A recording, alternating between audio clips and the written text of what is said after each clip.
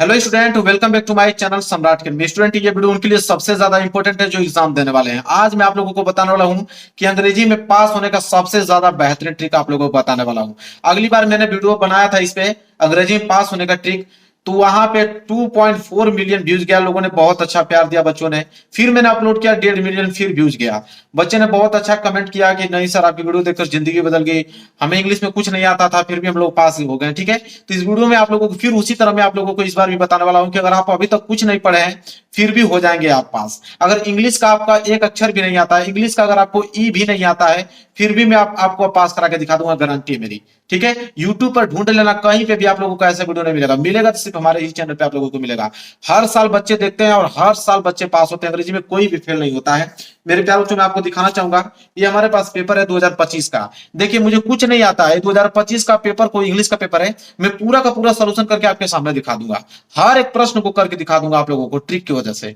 कैसे करना है मैं सब कुछ आप लोगों की इस वीडियो में बताने वाला हूं। ध्यान से वीडियो देखना, वीडियो को लाइक कर देना, चैनल पर नए हो तो चैनल को जरूर सब्सक्राइब कर लेना। चलिए आराम से समझिएगा, एक एक क्वेश्चन पे मैं डिस्कस करने वाला हूं कि हर एक क्वेश्चन को आप कैसे बिना पढ़े, कैसे आप अच्छे तरीके से लिखोगे, एग्जामिनर आप लोगों का एक नंबर भी नहीं काट सकता है, गारंटी है मेरा। और लास्ट में तो आप कमेंट करके ही जाओगे कि नहीं सर, वाकई में आपने कमाल का ट्रिक बताया है। जरूर से देखना, आप जरूर कमेंट करके जाओगे। चलिए, सबसे पहले मैं आपको बता दूं यहाँ पे कि आपके इंग्लिश के पेपर में दो तरीके से क्वेश्चन आते हैं। दो तरीके से क्वेश्चन आता है। पहला आता है आप लोगों का ऑब्जेक्टिव क्वेश्चन, पहला आता है आप लोगों का ऑब्जेक्टिव क्वेश्चन, और दूसरा आता है सब्जेक्टिव क्वेश्चन। दो टाइप के क्वेश्चन पूछे जाते हैं, एक ऑब्जेक्टिव क्वेश्चन, एक सब्जेक्टिव क्वेश्चन। ठीक है, ऑब्जेक्टिव क्वेश्चन की अगर हम बात करें तो ऑब्जेक्टिव क्वेश्चन आपके एग्जाम में 20 मार्क्स का पूछा जाता है। कितने मार्क्स का? 20 मार्क्स का यह आप लोगों को ऑब्जेक्टिव पूछा जाता है। और 50 नंबर के आप लोगों के पूछे जाते हैं सब्जेक्टिव क्वेश्चन। ये तो आपकी क्लास 10th के हुए। कितने? क्लास 10th के ये आप लोगों का सिलेबस है। क्लास 10th में आप लोगों का 70 नंबर का मार्क्स बनता है। कितने नंबर का? 70 नंबर का। और 30 नंबर किससे मिलते हैं? आपके प्रैक्टिकल से मिलते हैं। प्रैक्टिकल से 30 नंबर मिलते हैं। ये क्लास 10th वालों के लिए है। अगर वही हम क्लास 12th वालों को बात करें तो क्लास 12th वालों में इंग्लिश में कोई प्रैक्टिकल होता ही नहीं है। वो कितने मार्क्स का उनका बनता है पेपर? उनका 100 मार्क्स का पेपर बनता है। ठीक है, 100 मार्क्स में मैं गारंटी देता हूं आप लोगों के 70-75 नंबर बिल्कुल आ जाएंगे, कंफर्म है। और 70 जो हाई स्कूल वाले हैं उसमें आराम से कम 45 या 55 नंबर कर देंगे। और 30 नंबर अगर स्कूल से मिल जाए तो आराम से आप लोगों के 85 और 80 क्वेश्चन आराम से करके चले आओगे, ये गारंटी है मेरा। तो यह आप लोगों का सब्जेक्टिव और ऑब्जेक्टिव क्वेश्चन का कैटेगरी है। तो सबसे पहले देखिए, ऑब्जेक्टिव क्वेश्चन के लिए मैं एक चीज बताना चाहूंगा अभी। देखिए, ऑब्जेक्टिव क्वेश्चन में क्या होता है कि ऑब्जेक्टिव क्वेश्चन में आपको तब तक इंतजार करना एग्जाम में, जो क्वेश्चन आ रहा है पहले उसको आप कर लो, जो क्वेश्चन नहीं आ रहा उसका इंतजार करो, कोई कहीं से भी आप लोगों को मालूम चल जाए, कोई आपका फ्रेंड बता दे। ठीक है, तो आप लोग कर लीजिएगा, अन्यथा आपको अपने से ही करना होगा। लेकिन उसके लिए मैं ट्रिक आपको बताऊंगा। चलिए, मैं लास्ट में एक ट्रिक बता देता हूं आप लोगों को। उस ट्रिक को फॉलो करके आप ऑब्जेक्टिव क्वेश्चन को आसानी से सॉल्व कर पाओगे आराम से। 12-13 नंबर तो आराम से आप लोग ऑब्जेक्टिव क्वेश्चन कर दोगे, गारंटी मेरा। 12-13 नंबर ऑब्जेक्टिव को आराम से कर पाओगे। सबसे ज्यादा मेन दिक्कत होता है आप लोगों का सब्जेक्टिव का। तो सब्जेक्टिव क्वेश्चन में आप लोगों को बताने वाला हूं। यहाँ पे आप देख सकते हो पेपर हमारे पास है, और पेपर में सबसे पहले हम लोग सब्जेक्टिव क्वेश्चन यहाँ पे खोल लेते हैं। अब बिल्कुल एक एक क्वेश्चन में अपने तरीके से सॉल्व करूंगा। कुछ भी नहीं हमारे पास, पेन की सिवा कुछ नहीं है, कॉपी की सिवा। देखिए, पूरा कर दूंगा। यहां से सेक्शन बी स्टार्ट होगा और देखिए 50 नंबर का क्वेश्चन है। यहां से देखेंगे कि पहला क्वेश्चन क्या पूछा गया सब्जेक्टिव क्वेश्चन का, फिर उसको हल करेंगे। यहाँ पे देखिए, सबसे पहले यहाँ पे पूछा है प्रश्न नंबर 21। पूछा है कि read the passage carefully and answer the question given below. कह रहा है कि ये आप लोगों का अनसीन पैसेज दिया है। क्या दिया है? Unseen passage. जब भी आप लोगों का अनसीन पैसेज पूछे एग्जाम में तो उसको सॉल्व करने की क्या ट्रिक होती है मैं आपको बताता हूं, कैसे सारे क्वेश्चन को कर पाओगे। क्या अनसीन पैसेज में बोला है कि इस पैसेज को आप पढ़िए, जितना बड़ा पैसेज दिया है कह रहा है कि इस पैसेज को पढ़िए, पढ़ने के बाद नीचे दिए गए क्वेश्चन को हल कीजिए। तो क्या मैं आपको पैसेज पढ़ाऊंगा? बिल्कुल नहीं। पैसेज में पढ़ने टाइम थोड़ी हम लोगों के पास है। हम लोगों को तो आंसर करना है। कैसे करना है देखिए, सबसे पहले डायरेक्ट हम लोग कहां पहुंचेंगे? क्वेश्चन की तरफ। यहाँ पे ए वाला, बी वाला और सी वाला, डी, 4 प्रश्न है। कितने नंबर के लिए? 2 number, 2 number, 2 number, 1 number, 7 number का प्रश्न। देखिए कैसे करते हैं इसको। उसके लिए आपको एक काम करना पड़ेगा। इसको मैं साइड करता हूं, उसके लिए एक पेज में अलग से लेता हूं और वहां पे आपको हेडिंग वगैरह डालना पड़ेगा बहुत अच्छे तरीके से। मैंने एक पेज ले लिया। सबसे पहले आप लोगों को करना क्या है, यहाँ पे आप लोगों को सबसे पहले सेक्शन बी डालना है। यहाँ पे सबसे पहले आप क्या डालोगे? Section B. सेक्शन बी हमने डाल दिया। सेक्शन बी डालने के बाद 21वां प्रश्न था ना, तो आंसर टू क्वेश्चन। ठीक है, आंसर आप आंसर भी लिख सकते हो। आंसर 21। आंसर हम लोग क्या कर रहे हैं? 21 कर रहे हैं। उसमें भी आंसर 21 का हम लोग क्या करने वाले हैं? ए वाला करने वाले हैं। ठीक है। इसके बाद यहाँ बी वाला करेंगे, इसके बाद सी वाला करेंगे, इसके बाद डी वाला करेंगे। चारों के लिए ट्रिक आप समझ लो कि चारों के लिए आप कौन सा ट्रिक लगाओगे। चलिए पेपर दिखाता हूं मैं, आप फिर देखिए कैसे आप करोगे। ये पेपर है, ठीक है। इसमें प्रश्न दिया गया, देखिए प्रश्न क्या है कि what was the duty of the dog, how did the dog and the birds become friend. इस क्वेश्चन को करना है। इस क्वेश्चन को आंसर मुझे आता नहीं है, कैसे करेंगे। सबसे पहले आपको कुछ करने की जरूरत नहीं है। जब भी क्वेश्चन सॉल्व करने जा रहे हैं ना, क्वेश्चन वर्ड को हटा दीजिए। ये आपका व्हाट है, व्हाट क्वेश्चन वर्ड है, उसको हटा दीजिए। वाज आपका हेल्पिंग वर्ड है, वाज को भी हटा दीजिए। बचा क्या, the duty of the dog, बस यहीं से उठाइए। The duty of the dog, यही आप लोगों का सब्जेक्ट का काम करेगा। किसका काम करेगा, सब्जेक्ट का काम करेगा। यही the duty of the dog आगे लिख लेना है। और इसको लिखने के बाद आपको करना क्या है, the duty of the dog यहाँ पे लिख लीजिएगा। मैं एक लाइन लिख के दिखाई देता हूं ताकि आप लोगों को पूरा अच्छे से मालूम चल पाए। The duty of the dog, ये वाली लाइन आप पहले से लिख दोगे कि नहीं, ये वाली लाइन आपको लिख देना है। इसके बाद आपको क्या लिखना है, इसके बाद यहाँ पे चले आना है, ठीक है। द डॉग देखना है कि कहां पे आपको दिखाई दे रहा है, ठीक है। तो यहाँ पे द डॉग देखिए, यहाँ पे दिखाई दे रहा है द डॉग, द डॉग यहाँ पे दिख रहा है ना, बस यहीं से उठा लीजिए। द डॉग उठाने के बाद यहाँ पे आगे बढ़ जाइए। देखिए जहां तक फुल स्टॉप है, बस यहाँ तक, यहां से लेकर और यहाँ तक, ये लाइन जो पूरी आप दिख रहे हो, ये लाइन पूरा का पूरा यहाँ पे आप छाप दो यहाँ तक। ये लाइन जैसे छापोगे यहाँ पे नीचे, तो आप लोगों के यहाँ पे 3 लाइन यहाँ पे क्या होगा, यहाँ पे भर जाएगा। ये हो गया आप लोगों का आंसर। एग्जामिनर चेक करेगा, आप लोगों का आंसर पूरा का पूरा हो गया। इसी तरह बी वाला प्रश्न करना है। चलिए बी वाला प्रश्न कर लीजिए आराम से। बी वाला करोगे, what happened to the birds and one day how did the dog save her. इसमें देखना है, देखिए व्हाट को काटिए और हैपेंड को भी काटिए। द कहां गया, यहाँ पे the birds one day. The birds one day ही आपका क्या कहलाएगा, सब्जेक्ट का काम कहलाएगा। इस सब्जेक्ट को आप यहाँ पे नोट कीजिए, द बर्ड्स वन डे। इसको नोट करने के बाद फिर आ जाइए यहाँ पे। इसमें से देखिए द बर्ड्स यहाँ मिल गया, द बर्ड्स यहाँ पे आप द बर्ड्स उसके आगे लिखिए और यहां से लेके फुल स्टॉप तक पहुंचे, यहाँ तक हिम तक। आप ये पूरी लाइन आप लोगों को उतार देना है, यहाँ तक हिम तक जाते जाते पूरी लाइन आप लोगों को उतार देना है। जैसे उतारोगे तो ये बी वाला का जो आंसर होगा वो भी आप लोगों का 2 लाइन में यहाँ पे क्या हो जाएगा, भर जाएगा। और 2 लाइन जब भरेगा तो एग्जामिनर इसमें भी आप लोगों को 2 नंबर आप लोगों को पूरा दे देगा। इसी तरह सी वाला प्रश्न करना है, कोई बात नहीं, सी वाला भी कर लो, बिल्कुल आसान है। कोई है ही नहीं, कुछ भी नहीं, आसान से कर पाओगे। क्या, why did the rich man keep the dog. तो अब यहाँ पे वाई और डिड को काटिए। द रिच मैन, यही आपका सब्जेक्ट काम करेगा। तो the rich man keep the dog, इतना आपको लिख लेना है। लिखने के बाद यहाँ पे आ जाइए। यहाँ पे कोई भी आप वर्ड उठा लीजिए जहां फुल स्टॉप दिख रहा है। यहाँ पे दिख रहा है फुल स्टॉप, कोई नहीं, उठा लीजिए। द डॉग उठा के यहाँ से कहां तक लिख देंगे, द ट्यूब तक। यहाँ तक एक लाइन लिख दीजिए, उसके आगे बस आप लोगों का नंबर मिल जाएगा। ये पूरी लाइन यहाँ से लेके यहाँ तक लिख देना है, पूरी लाइन खत्म। और यहाँ पे आपका 2 लाइन भी क्या हो जाएगा, यहाँ पे पूरा 2 लाइन आप लोगों का भर जाएगा। और नंबर आपको 2 नंबर इसके भी दिए जाएंगे, 1 नंबर नहीं कटेगा। इसी तरह डी वाला प्रश्न, कोई नहीं, अब तक सी वाला प्रश्न कर दिया ना, डी वाला भी कर देंगे, कोई भारी नहीं है। क्या है कि find out the word in the passage which is opposite of near. अब नियर का अपोजिट पूछा है कि नियर का अपोजिट क्या होता है। तो नियर का अपोजिट आपको नहीं मालूम है, कुछ भी आप लिख दीजिए। नियर का अपोजिट आपको मालूम नहीं है, कुछ भी लिख दीजिए। यहां से द ड्रैग उठा लीजिए। ड्रैग नहीं आ रहा आप लोगों को, इनफ उठा लीजिए। इनफ नहीं आ रहा है, फार उठा लीजिए। तो फार ही तो होता है, नियर का अपोजिट फार होता है। लेकिन नहीं मालूम है तो आप ड्रैग लिख सकते हो, इनफ लिख सकते हो, कुछ भी लिख सकते हो, गॉट अप लिख दो, कोई दिक्कत नहीं है, आप लोगों को नंबर मिल जाएंगे, टेंशन लेने की जरूरत नहीं है। चारों प्रश्न देखिए, चारों प्रश्न अभी मैंने करके दिखा दिया। अच्छे राइटिंग में लिखना, एग्जामिनर 1 नंबर नहीं काटेगा, पूरा का पूरा नंबर दे देगा। 7 में 7 नंबर आप लोगों का फिक्स सिंपल पैसेज पे। कोई दिक्कत है आप लोगों को, कोई दिक्कत नहीं। इसके बाद अगला प्रश्न 22वां प्रश्न देखिए क्या है। कह रहा है कि answer any of the following, 4 number के लिए क्या है उसको देखते हैं। तो यहाँ पे 4 नंबर के लिए प्रश्न पूछा गया है कि write an application to the principal your college school requesting him to grant full fees concession. यहाँ पे एप्लीकेशन लिखना है। अगर ये नहीं करना चाहते हो तो बी वाला कर दो, write a letter your inviting him to attend your sister brother's marriage. अब मेरे प्यारों चुप ध्यान से समझो, यहाँ पे एप्लीकेशन लिखना है और ये लेटर लिखना है। लेटर और एप्लीकेशन लिखने का तरीका मैं आप लोगों को बताता हूँ। देखिए लेटर और एप्लीकेशन लिखने का तरीका क्या है। सबसे पहले आप लोगों को आंसर डाल लेना है। क्या डाल लेना है, आंसर। अब आंसर 22 कर रहे हो ना तो आंसर 22 कर दो। आंसर 22 का आप ए कर रहे हो ना तो ए जरूर डाल दो। लेटर कर रहे हो तो यहाँ पे लेटर लिख दो, या एप्लीकेशन कर रहे हो तो यहाँ पे एप्लीकेशन लिख दो। जो भी करना चाह रहे हो, लेटर या एप्लीकेशन, यहाँ पे आप लोगों को लेटर एप्लीकेशन हेडिंग जरूर डाल देना है। इतना डालने के बाद कुछ करने की जरूरत है, बस आप लाइन याद कर लो। टू के बाद कामा लगाओ, द प्रिंसिपल।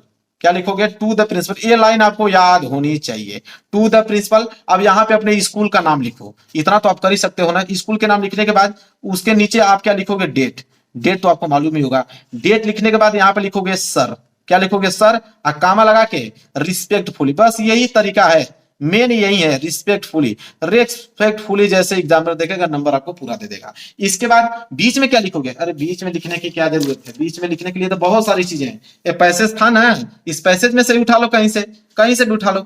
यह है ना द डॉग, यहीं से उठा लो। द बर्ड्स उठाने के बाद आप यहाँ पे एंग्री तक, द बर्ड से लेकर एंग्री तक आप छाप दीजिए। द बर्ड से लेकर एंग्री तक जब यहाँ बीच में छापोगे तो ये पूरी की पूरी 4 लाइन भर जाएगा। जब पूरी की पूरी 4 लाइन भर जाएगा, लास्ट में बस आप लोगों को लिखना है, यहाँ पे लास्ट में लिखना है थैंक यू। क्या लिखना है? थैंक यू, बहुत जरूरी है, थैंक यू। और योर ओबीडियंटली, ये याद कर लो। योर ओबीडियंटली मतलब आपका आज्ञाकारी शिष्य। योर ओबीडियंटली, और नाम नहीं लिखना है आप लोगों को, नाम नहीं लिखना है, XYZ लिख देना या ABC लिख देना।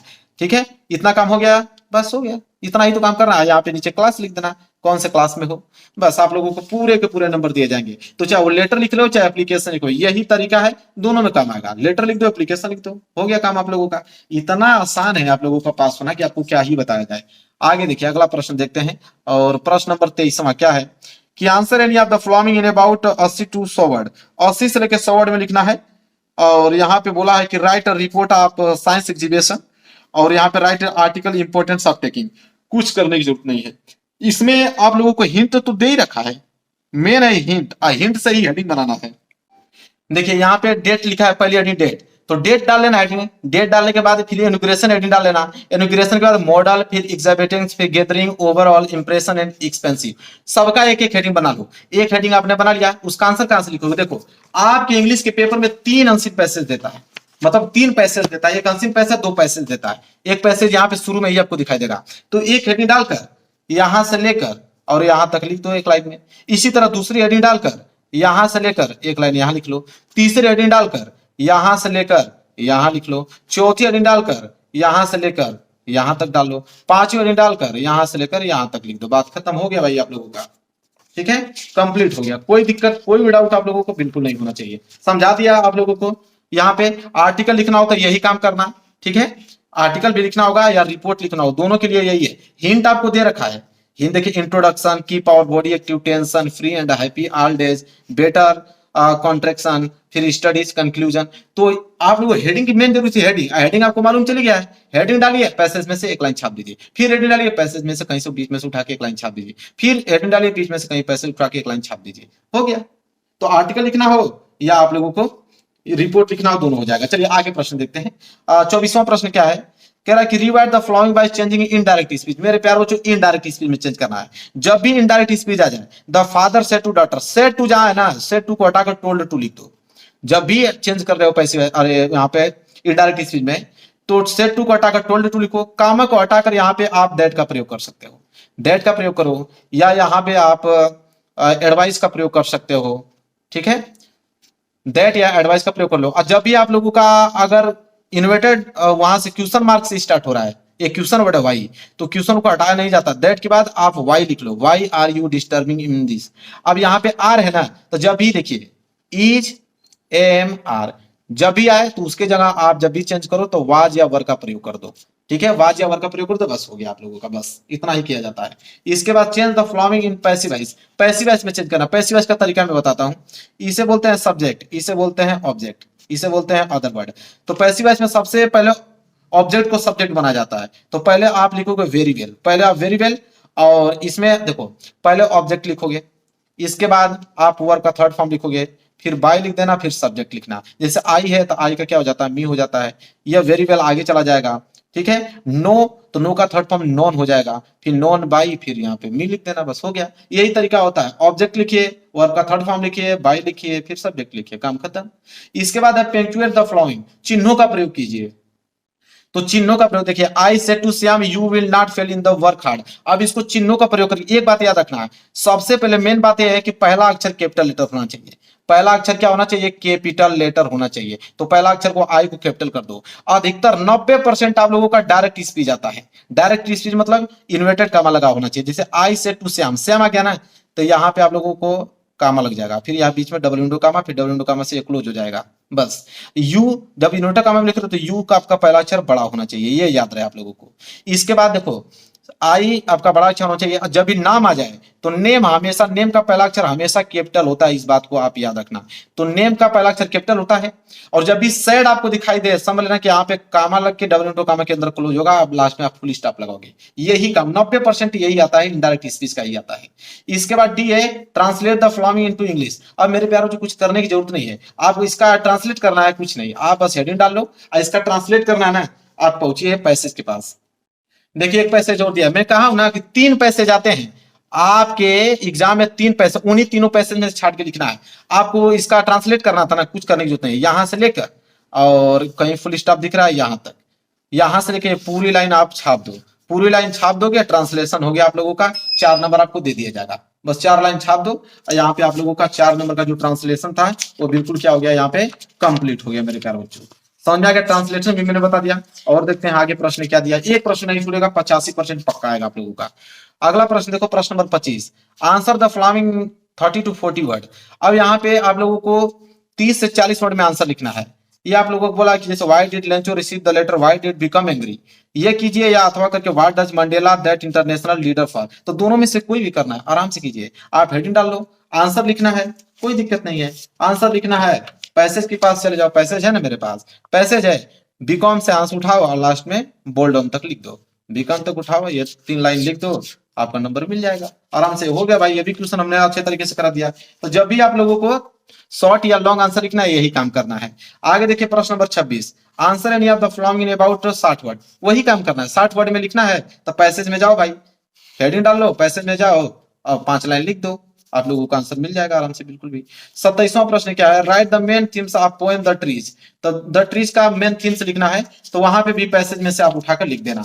मेन आप लोगों को यहाँ पे होगा, देखिए कि अगर आपको पोएम लिखना होगा तो कैसे लिखो। पोएम तो बहुत आसान है, जैसे write the lines from an poem prescribed in your paper, do not copy the line given question paper. अब आपको पोएम लिखना है 4 लाइन का, तो पोएम के लिए कहां जाओगे, अरे पोएम के लिए कहां जाओगे भाई, पोएम के लिए पैसेज के जाओगे, पैसेज आपके पास है ना।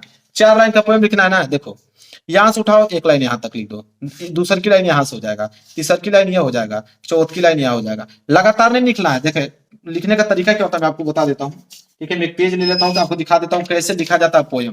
पोएम ऐसे लिखा जाता है, यहां से लेके यहां तक थोड़ा सा वर्ड लिख दिया, दूसरा वर्ड यहां से लेके यहां तक लिख लिया, तीसरा वर्ड यहां लिख लिया, चौथा वर्ड यहां लिख लिया। अब पोएम में बस एक चीज आप बस याद रखना, इसके बाद नंबर मिल जाएंगे। पोएम में आपको होना चाहिए, यहाँ पे आप लोगों को कामा, यहाँ पे डबल कामा, फिर यहाँ पे आप लोगों को फुल स्टॉप, या इस तरह, बस यही काम करना है। बाकी आप पैसेज में से 4 लाइन छाप दो, हो गया भाई, नंबर मिल गया आप लोगों का पोएम में, पोएम कंप्लीट हो गया भाई।